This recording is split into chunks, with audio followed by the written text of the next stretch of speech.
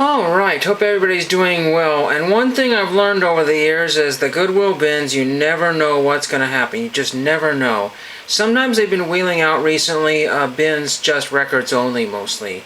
And some other ones thrown in some other media bins. It's just absolutely just crazy sometimes. And funny thing is a lot of people are grabbing records like crazy, but not so much anymore. People have gotten their fill. And I've noticed there's been a few times where I'm up against 2 or 3 other people, but a lot of my record friends I've not seen them for quite a while. So maybe it's a time of the day, I don't know, but I had one of my best record scores ever at a Goodwill bins in a very, very, very long time. It's very rare that I buy 18 or 19 records. One of the ones I want to share with you, I think I showed in this video, or a previous video here, but many of you may have not seen this because I want to make this a record-only video. So I'll start off with that one here, and I want to preface that these were $1.29 each, and people are like, Henry, why didn't you buy them all? Well, I don't have the space for all of them. I need to be careful of what I buy because there was a really lot of good stuff. I threw back some Who and Zeppelin even. That's I just have to be kind of careful. I don't duplicate things, and I don't know how to necessarily. But this one is The Many Moods of Murray Wilson. If you don't know who Murray Wilson is, this record says it's the talented father of the famous Beach Boys, presents instrumental interpretations, say that 10 times fast, of his and other original compositions. So this is Murray Wilson, probably Brian Wilson's dad is my guess. Very unusual record. And it's To Fred, Best of Luck, Ed. It says to Ed from Fred. Interesting. Ed and Fred. Many moods of, there's Mr. Murray Wilson right there. So you can look that up on the computer if you want. Now we get to this stuff that was all at once. I mean, and there was one guy that was, he's got a mall space somewhere, an antique mall space, and he just got a bunch of people that just buy weird stuff, so he was grabbing a bunch of the records, because I was coming to take a second look, and I just, I share the wealth, I don't want to make anybody upset that I'm taking everything. So, Jefferson Airplane takes off. I think I'm going to, even as bad of the condition as the cover is here, the foxing here, I'm going to leave the plastic on there. Plastic isn't kind of mint, but you just never see plastic on a Jefferson Airplane album. That's just really cool. That Jet Age sound, Dynagroove. Very, very cool. Very neat to find that one. Lots and lots of vintage stuff here. Bob Dylan, Blood on the Tracks. I want to say that even though the covers are not so great on some of these, a lot of the records are at least VG or so. They need some cleaning, but you can play them and they will sound better than most recordings ever do. So I've tested some of these. Bob Dylan, Blood on the Tracks. Very, very cool. Again, I'm not a huge Dylan fan, but when do you find Bob Dylan? Somebody was asking me if there was any Gordon Lightfoot, and I said, nope, there wasn't. Then one of the things that I found here, and I didn't grab all of them, I grabbed many of them, CTI. You just don't find those jazz labels here. Hubert Laws, There Was Light. Bob James, Ron Carter, I know who Ron Carter is. Steve Gadd, I know who Steve Gadd is. I'm going to try to send Steve Gadd an autograph request because I've got a VCR tape cover that I want to send off. Just a paper sleeve there. And I found an ad of him in a magazine, but I lost that. I'm not going to find that one. Ronnie Laws, Roger Grant, Claire Fisher, and it's one of those gatefold things. So there is Hubert Laws right there. The reason why I know who he is because, make a long story short there, is that I bought an album on eBay and somebody gave me another one here. This one I think is still on the turntable. I was playing it. Dylan and the Dead. I mean, you don't find Grateful... this, I think, probably the first time I've ever picked up a Grateful Dead record in my entire life. I've never seen one at the Goodwill or any thrift store in my entire life one. And Bob Dylan and the Dead, I've never seen that one. Happy Trails at some point wanted $3.95 in 1995 for that. That was a heck of a deal back then. $4 for this? All day, all long. All day. I'm not a Grateful Dead fan, but it's pretty interesting to listen to, and I kind of liked it. Here's Fairport Convention. I think she's one of the main singers there. I believe that's, I think she was singing. I don't know much about Fairport Convention, but I just thought it was really pretty cool. Just kind of a 60s, early 70s, It's on A&M Records, but I gave that a listen. That's pretty good, too. Some foxing on the cover there, but again, really amazing stuff there. Marianne Cyron, I think, owned it. Well, anyway, that was her record.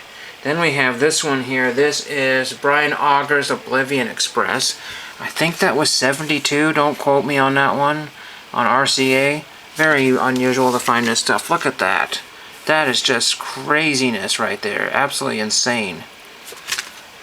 Then we have Spirit.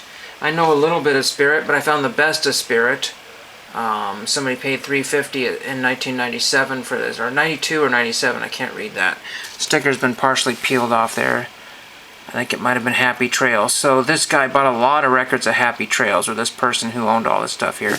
Nicely curated collection here, or more or less. Some of them are in plastic sleeves.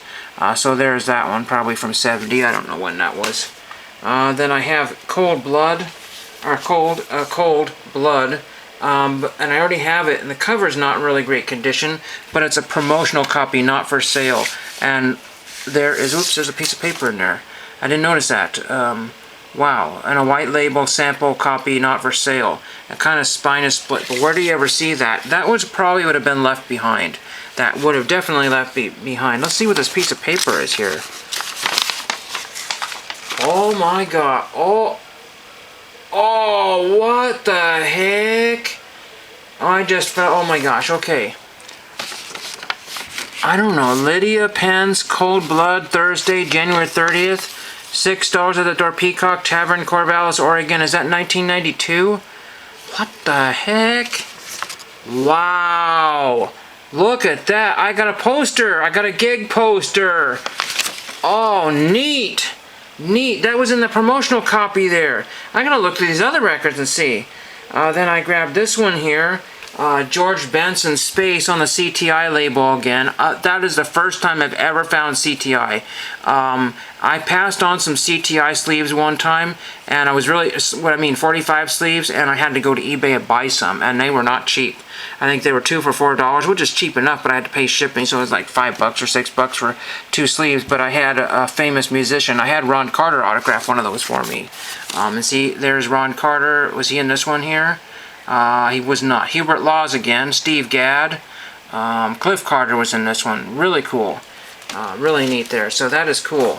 There was some more CTI. There was just so much. I just couldn't grab it all. Head in the Sand. No idea what this was.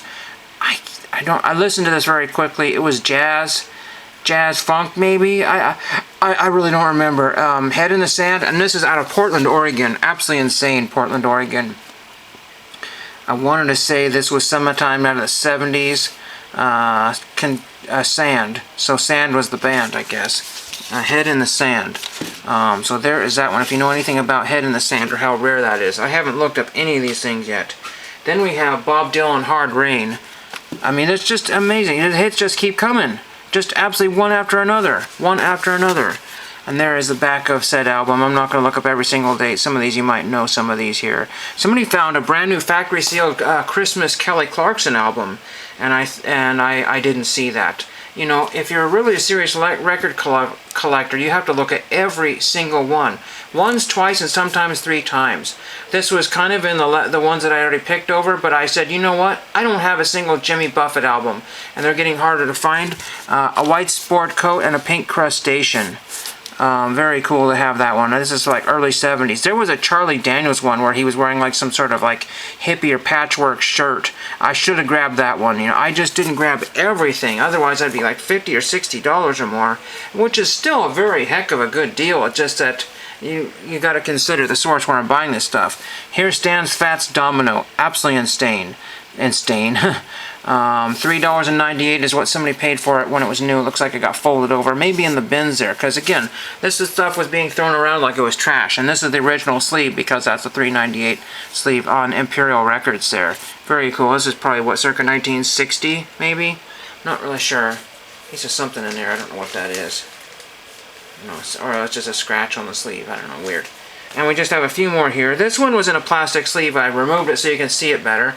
Tom Petty and the Heartbreakers. I mean, doesn't he just look like he's just totally out of it right there? Totally out of it. He looks like he needs to gain a couple of pounds too.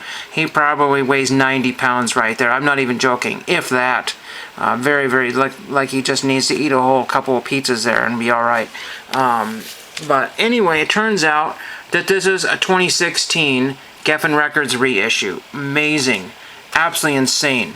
I did not know this was a reissue. I couldn't believe that when I found that in the bins.